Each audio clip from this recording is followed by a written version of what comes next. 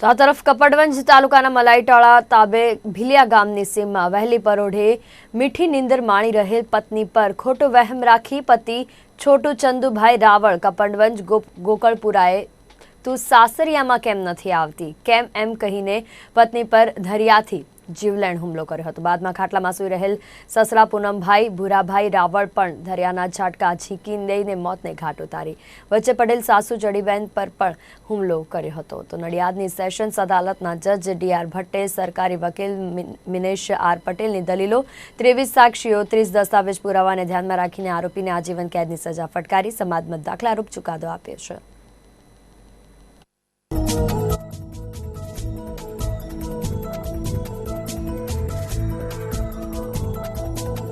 આજે ભટ્ટ સાહેબની કોર્ટમાં મોજે ગામ ઉટડીની પોળ ભીલિયા જે કપડવંજ પાસે આવેલું છે ત્યાં જમઈએ પોતાની સાસુ ઉપર હુમલો કરેલો, સસરાને જાનથી મારી નાખેલા અને પોતાની પત્નીને પણ જાનથી મારી નાખવાનો હુમલો કરેલો તે અંગેનો ટ્રાયલ ચાલેલો।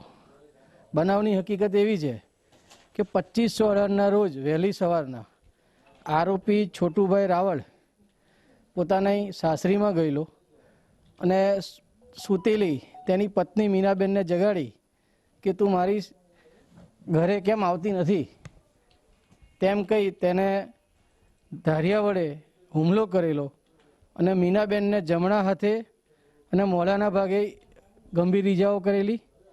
જ્યારે એની સાસુ એટલે કે જે આ કામના ફરિયાદી છે એ ફરિયાદી જડીબેનને જમણા હાથે અને ખભા ઉપર ઈજાઓ કરેલી। જ્યારે મરણ જનાર પૂનમભાઈ રાવળને ગળાના ભાગે, માથાના ભાગે અને હાથે ધારિયાના 3 ઝટકા મારી ઈજાઓ કરેલી। જે અંગેનો સમગ્ર ટ્રાયલ ભટ્ટ સાહેબની કોર્ટમાં આજરોજ ચાલી ગયો, જેનો ચુકાદો ભટ્ટ સાહેબે આજરોજ આપ્યો છે।